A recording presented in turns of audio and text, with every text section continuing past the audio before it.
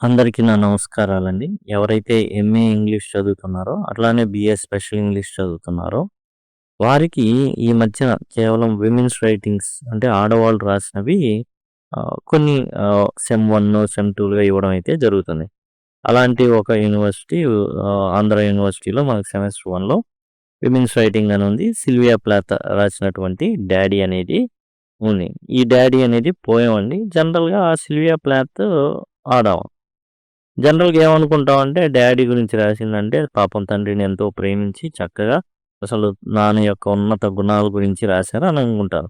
'నాన్న' అనే టైటిల్ చూసామనుకోండి ఏమనిపిస్తుంది? నాన్న గొప్పతనం గురించి చెప్పారేమో అనిపిస్తుంది. అయితే ఇక్కడ గనక మనం అదే విధంగా ఆలోచిస్తే మాత్రం బాగా, బాగా వేడిగున్నటువంటి పప్పులో కాలేయడం కాదు. ఆ పప్పును మొహానేసుకున్నట్టే. ఎందుకంటే సిల్వియా ప్లాత్ రాసినటువంటి 'డాడీ' అనేది వాళ్ళ నాన్నని భయంకరంగా తిడుతూ ఎన్ని తిట్లున్నాయో ప్రపంచంలో అన్ని తిట్లు తిడుతుంది సిల్వియా ప్లాత్ అనమాట.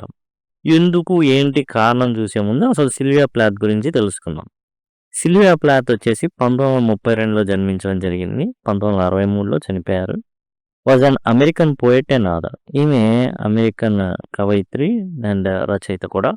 She is famous for her poetry collection the Colossus, Ariel and her novel the Bell Jar. ఇక ఈమె రాసినటువంటి కవితా సంపుటి ఏదైతే ఉందో కొలసస్, ఏరియల్ అనేది బాగా ప్రాముఖ్యత సంతరించుకున్నాయి. బెల్జార్ అనేది ఆమె రాసినటువంటి నవల. Plots writing style was personal and emotional. ఇప్పుడు మనం ఏదైతే చూస్తున్నాం ఇవన్నీ కూడా ఆమె పర్సనల్కి సంబంధించింది అనమాట. అంటే తన లైఫ్ నుంచి తీసుకున్నాయి. She won a Pulitzer prize for her poetry in 1982, 19 years after death. తాను చనిపోయిన తర్వాత 19 ఏళ్లకి 1982లో ఆమెకి పులిట్జర్ ప్రైజ్ అనేది రావడం జరిగింది. ఇక ఈ పోయం గురించి ఏంటి కథ అనేది మనం తెలుసుకుందాం. 'డాడీ' అనేది. 'Daddy' is a poem written by American confessional poet Sylvia Plath. Sylvia Plath రాసినటువంటి పోయమే ఈ 'డాడీ' అనేది, నాన్న. The poem was composed on October 12, 1962. 1962 October 12న రాసింది. 1 month after her separation from Ted Hughes. Ted Hughes నుంచి తన భర్త నుంచి విడాకులు తీసుకునే ఒక నెల తర్వాత విడాకులు తీసుకున్నటువంటి టెడ్ హ్యూస్ నుంచి విడాకులు తీసుకుందేమో ఒక నెల తర్వాత అండ్ చనిపోవడానికి 4 నెలల ముందు 'డాడీ' అనేటటువంటి పోయం రాసింది. మరి అన్నీ ఎంత ప్రాధాన్యత సంతరించుకుంటుందో చూడండి మరి.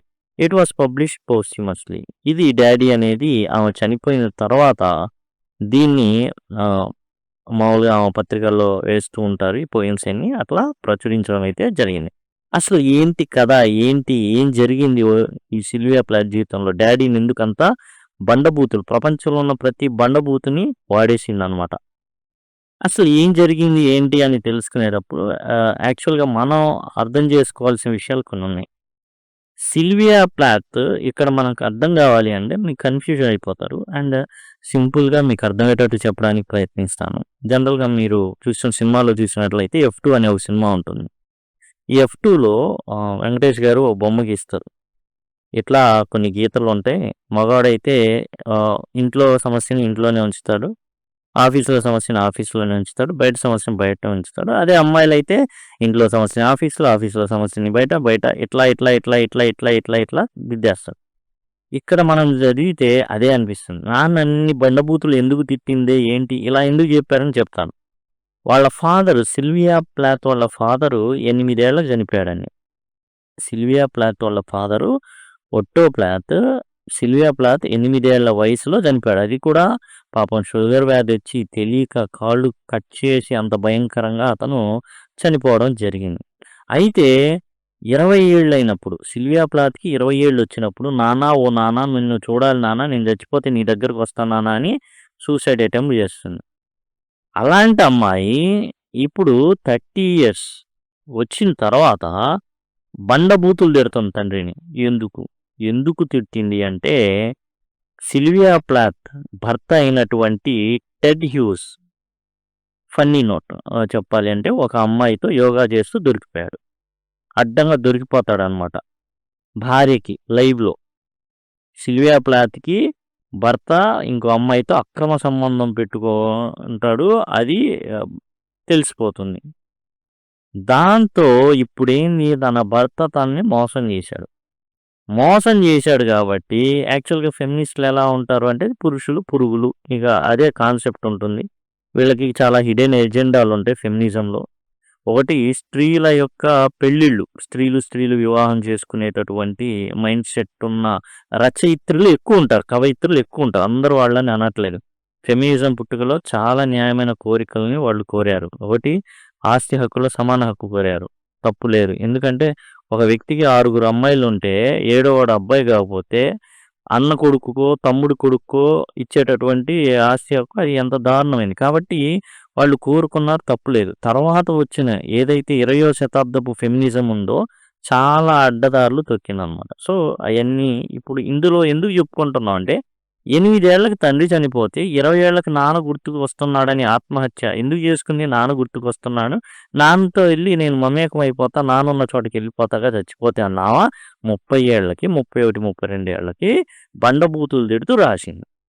ఎందుకు రాసింది అంటే దాని వెనక కాంటెక్స్ట్ ఏందంటే భర్త అడ్డంగా దొరికిపోయాడు. ఇప్పుడు పురుష ప్రపంచం మొత్తాన్ని ఏసేసిందనమాట. నాన్న దగ్గర నుంచి తన జీవితంలో ఉన్న పురుషులెవరు? తండ్రి, తర్వాత భర్త వీళ్ళిద్దరే. మొత్తాన్ని వీళ్ళిద్దరిని బండబూతులు తిట్టేస్తుందనమాట. This poem is about a woman Sylvia Plath who feels trapped by the memory of her father. Sylvia Plath చెప్పుకున్నాం కదా! 8 ఏళ్ల వయసులో చనిపోయాడు. కానీ తన యొక్క తండ్రి యొక్క టోటల్ బిహేవియర్ అంతా కూడా తన మదిలో మాత్రం ఆయన బతికే ఉన్నాడు. తిరుగుతానే ఉన్నాడు. ఎప్పుడు కూడా నాన్న గుర్తుకొస్తూ ఉన్నాడు. She describes him as a powerful and scary figure. తన తండ్రిని చూస్తే చాలా భయం. ఎందుకంటే ఆజానుబాహుడు. జర్మన్ అండి అతను. కాబట్టి చాలా ఎత్తుండేవాడు. 6 అడుగుల పైన ఉండేవాడు. దాంతో ఈమెకు భయం వేసేది. ఒక బొటన వేలు చూస్తేనే వణికేదనమాట ఈ అమ్మాయి. She compares him to a black shoe. నువ్వు నా పాలిట శనిద్రానివి, దరిద్రానివి. నువ్వు నా పాలిట ఒక నల్లటి షూవి. 30 ఏళ్లుగా ఆ షూలోనే నేను ఇరుక్కుపోయి ఉన్నా. నా కాలు ఇరుక్కుపోయింది. నేను ఇరుక్కుపోయి ఉన్నా. ఏదైతే షూలోనే నా జీవితం అంతా ఇరుక్కుపోయింది 30 ఏళ్లుగా. She says she had to kill him in her mind. ఇప్పుడు ఎప్పుడో 8 ఏళ్లకు చనిపోయిన తండ్రి తన మదిలో ఇంకా బతికే ఉన్నాడు. మదిలో చంపేయాలనుకుంటుంది. Because he died before she could truly understand him. అసలు అతనేందో అర్థం చేసుకునే లోపే తండ్రి చనిపోయాడు. 30 ఏళ్లుగా తన మైండ్‌లోనే బతుకుతూ ఉన్నాడు. కాబట్టి అసలు నేను నిన్ను చంపేసేదాన్ని నువ్వు బతికుండుంటే. 8 ఏళ్లకి చనిపోయాడు. కానీ 30 ఏళ్ళు ఉన్నాడంట. భయపడుతుంది. ఎందుకు భయపడుతుందంటే తన తండ్రి ఆకారం కావచ్చు, మరి పిల్లల్ని పెంచే క్రమం కావచ్చు, ఏదైనా కావచ్చు. తను చాలా భయంతో ఉంది. 8 ఏళ్లకి చనిపోయినా కానీ మైండ్‌లో అలా మోస్తానే వచ్చింది. Sylvia Plath compares her father to giant and a statue. పెద్ద రాక్షసుడిగాను, ఓ పెద్ద విగ్రహంగాను పోల్చింది. కారణం ఏంటంటే అంత ఎత్తుండేవాడు. అండ్ తన కాలి బొటనవేలు చాలా పెద్దయి అనమాట. She also compares him to even a Nazi. ఎట్లా పోల్చేదంటే నాజీ హిట్లర్‌వి నువ్వు. హిట్లర్ అని తిడుతుంది. స్కౌండ్రల్ నానా పచ్చి బూతులన్నీ వాడేస్తుంది. It shows how much he frighten her. తన్ని ఎంత భయపెట్టాడో తండ్రి అది తెలుస్తుంది. యాక్చువల్లీ 8 ఏళ్ళకి చనిపోయాడండి అతను. తర్వాత ఏదో నానా హింసలు పెట్టాడు, వాతలు పెట్టాడు అంటే అది వేరే విషయం. 8 ఏళ్ళకి చనిపోయాడు తండ్రి. కానీ ఇక్కడ కాంటెక్స్ట్ ఏందంటే భర్త మోసం చేశాడు. అందుకు రాస్తుంది. చనిపోవడా ఈ డైవర్స్ తీసుకున్నటువంటి ఓ నెల తర్వాత ఆలోచించి చించి మొత్తానికి చించడంతో అది ఎక్కడికి పోయిందంటే తండ్రి దాకా పోయింది. His presence made her feel small and powerless.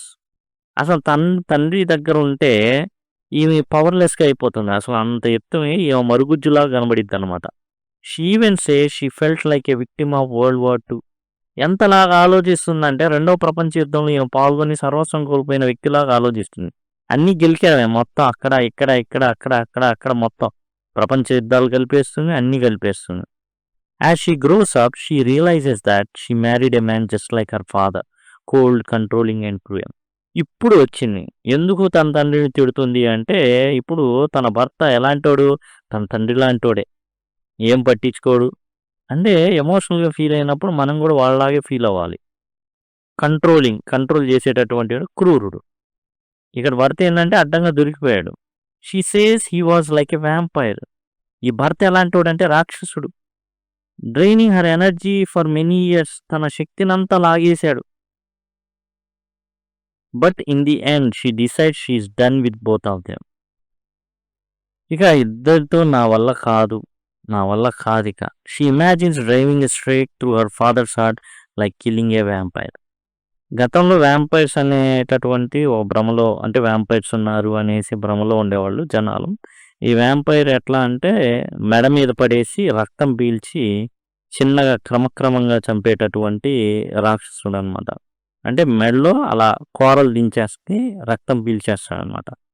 వాటిని వ్యాంపైర్ అనుకున్న వాళ్ళని వీళ్ళు ఎలా చంపేవాళ్ళంటే గుండెల్లో నుంచి కొయ్యని ఏదైతే కత్తి లాంటి అట్లాంటి దాన్ని గుండెల్లో నుంచి పోనిచ్చేవాళ్ళు. అలా వ్యాంపైర్స్‌ని చంపేవాళ్ళు. అలా నేను చంపాలనుకుంటున్నాను. She declares she is finally free from his influence. తన యొక్క ప్రభావం అనేది పూర్తిగా నాలో నుండి ఉండకూడదు అసలు. ఆ ఇన్‌ఫ్లూయెన్స్ అనేది ఉండకూడదు. నువ్వు జ్ఞాపకం రాకూడదు అంతే. This poem is full of strong emotions. చాలా భయంకరమైన స్ట్రాంగ్ ఎమోషన్స్‌తో నిండుంటుంది. యాంగర్, కోపం, సాడ్‌నెస్ అంటే బాధ, కోపం, బాధ, ఈ నీడ్ ఫర్ ఫ్రీడమ్. ఎట్లా అయినా స్వేచ్ఛ కావాలి. ఈ స్వేచ్ఛ ఏందంటే ఆమెనెవరో కట్టేలా. కానీ ఆ మనసులో మాత్రం చాలా బాధ అయితే ఉంది. The speaker feels hurt by her father but also wants to move on and live without his shadow hanging over her. తండ్రి లేడు. తండ్రి చనిపోయినప్పటికి కూడా అతని నీడలోనే బతుకుతున్నాననే భావన ఈమెకు కలుగుతుంది. దాని నుంచి కూడా బయటపడాలనేది ఈమె బాధ. యాక్చువల్‌గా మనం ఇక్కడ అలా చూసుకుంటే వర్కౌట్ అవ్వదు. మనకు అర్థం కాదు ఏంటిదనేసి. ఏందంటే భర్త నుంచి దూరంగా ఉండాలని కోరుకుంటుంది. అది main. In the final line she says good bye to him for ever. తన తండ్రికి గుడ్ బై చెప్పేస్తుంది. యాజ్ వెల్ యాస్ తన భర్తకు కూడా. ఇక్కడ ఏందంటే డాడీ అని పెట్టేసి నాన్ని తిట్టడం జరిగింది. ఎందుకు తిట్టాడంటే నేను చెప్పాను ఇంతకుముందు. ఒక దాంట్లో నుంచి ఇంకో దాంట్లో అన్నీ కలిసేసి వరల్డ్ వారు, హిట్లరు, నాజీ అందరూ వస్తారనమాట. అందరిని పోల్చేసేది తండ్రిని. చివరికి బండబూతులు తిట్టిద్ది. ఇంగ్లీష్‌లో ఉన్నటువంటి ఏదైతే అత్యుత్తమ తిట్టుందో అది కూడా తిట్టేస్తుంది. ఈ shows that she has finally taken back control of her life. ఇలా తిట్టేసి నేను నా జీవితాన్ని నా గుప్పిట్లో తీసుకున్నానండి. యాక్చువల్‌గా ఇది జరిగిన తర్వాత 4 నెలలు, ఇది రాసిన తర్వాత 4 నెలలకి ఆమె చనిపోవడం జరుగుతుంది. తనంతట తాను చనిపోతుందనమాట. సూసైడ్ చేసుకొని చనిపోవడం జరుగుతుంది. చాలా బాధాకరమైన విషయం. ఏందంటే ఇక ఆమె ఎట్లా ఉంది ఆ మానసిక పరిస్థితి, అట్లా భర్త తనని మోసం చేశాడనేసి ఏదైతే ఉందో అది ఇదవుతుంది. అయితే డాడీ అని నాన్న అని పెట్టి ఇదంతా ఎందుకు రాసిమ్మా అంటే క్రూరుడా, అత్యంత క్రూరుడా, ఏమైనా వాతలు పెట్టేవాడా, లేకపోతే ఏమైనా ఘాట్లు పెట్టేవాడా, లేకపోతే కొట్టేవాడా, ఇసిరేసేవాడా, ఇవన్నీ ఏం లేవు. ఫిజికల్‌గా ఏమైనా అబ్యూజ్ చేస్తాడని కూడా లేదు. కాకపోతే తను చాలా ఎత్తుగుండేవాడు, భయంకరంగా ఉండేవాడు. అండ్ నాజీ జర్మన్ కాబట్టి తన బొటనవేలు చూసి భయం వేసేది. ఇంతే తప్ప అంటే తనకు తాను ఏర్పరచుకున్నటువంటి భయం. అది కాక 8 ఏళ్ల సమయంలో చనిపోయాడంటే తనకు ఊహే తెలీదు. ఎట్లా ఏందో అనేది. 20 ఏళ్ళకి మళ్ళీ నాన్న కావాలని చనిపోవడానికి అటెంప్ట్ చేసింది. పాపం డాక్టర్లు అహర్నిశలు కష్టపడి కాపాడి ఎందుకమ్మా ఏందంటే మా నాన్న దగ్గరికి వెళ్ళిపోతా. కనీసం సమాధి అందులో అయినా పడితే ఎముకల దగ్గర ఆయన ఎముకలతో అయినా అటాచ్‌గా ఉంటా కదా నేను అనేటటువంటి అమ్మాయి 31 ఏళ్ళకి మళ్ళా మారిపోతుందంతా.